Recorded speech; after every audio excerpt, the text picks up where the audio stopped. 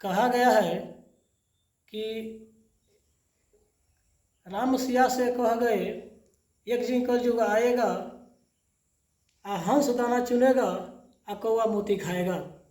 तो नमस्कार दोस्तों, आप सभी को एग्जाम पॉइंट में स्वागत करते हैं। आप अपने बच्चों को ऐसी तैसी होनहार, प्रखर, विद्वान, ज्ञानवान और प्रगतिमान बनाने के लिए हमारे इस एग्जाम पॉइंट कोचिंग में अवश्य भेजें। पता है झखरा मसवरिया, इसमें कॉम्पिटिशन की भी पढ़ाई कराई जाती है और विशेष करके इंटर का भी बैच शुरू हो गया है। तो आप सभी अपने बच्चों को इस झखरा मसवरिया एग्जाम पॉइंट में अवश्य भेजें।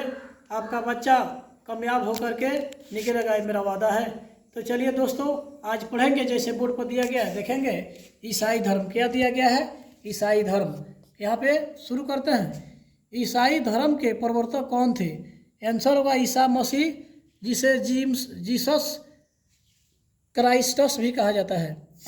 अब यहाँ कहता है ईसाई का जन्म कब और कहाँ हुआ था, यानी ईसा मसीह के जन्म पूछ रहा है। चलो कहता है 6 ईसा पूर्व फिलिस्तीन के गलीली प्रांत के नाजरत नामक स्थान पर हुआ था। यहाँ कहता है तीनों में ईसाइयों का धार्मिक ग्रंथ क्या है? आंसर होगा बाइबिल। आंसर क्या होगा? बाइबिल। ग्रंथ बहुत बार पूछे जाते हैं एक एग्जाम में, यानी कॉम्पिटिशन में।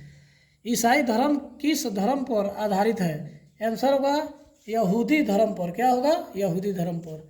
अब कहता है 5 में ईसाई धर्म कितनी प्रमुख शाखाओं में विभाजित है? आंसर होगा रोमन कैथोलिक और प्रोटेस्टेंट में विभाजित है।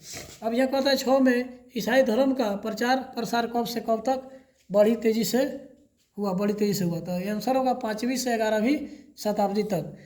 तो चलिए दोस्तों, आप सभी से फिर एक बार एग्जाम पॉइंट अनुरोध करता है कि आप सभी इधर उधर अपने बच्चों को न भेजें, इसलिए कि यहाँ पर प्रोफेसर लोग भी आ रहे हैं पढ़ाने के लिए। हमारे एक राजीव पासवान है जो हिंदी के प्रोफेसर हैं, और मेरा भी शोध चल रहा है, यानी पीएचडी मेरा भी चल रहा है। हिंदी से पीएचडी मेरा चल रहा है, और डीएलएड बीएड भी है, मेरा डीएलएड भी है और पीएचडी भी चल रहा है। और हम लोग विशेष करके प्रोफेसर लाइन के ही तैयारी में लगे हुए हैं। यहाँ पे हमारे बासिर सर हैं जो मैथ कॉम्पिटिशन के मैथ बहुत अच्छे पढ़ाते हैं, और एक हमारे विकी सर हैं जो साइंस पढ़ाते हैं, और विपिन सर भी हैं हमारे साइंस के लिए। यानी 4-5 हमारे सहयोगी हैं जो हर विषय के ज्ञाता हैं, और अलग अलग विषय के अलग अलग यानी विद्वान रखे गए हैं। यानी आप सभी अपने बच्चों को यहाँ अलग अलग विषय पढ़ने के लिए अलग अलग टीचर की व्यवस्था की गई है, जो आप सभी अपने बच्चों को इस एग्जाम पॉइंट में भेजें।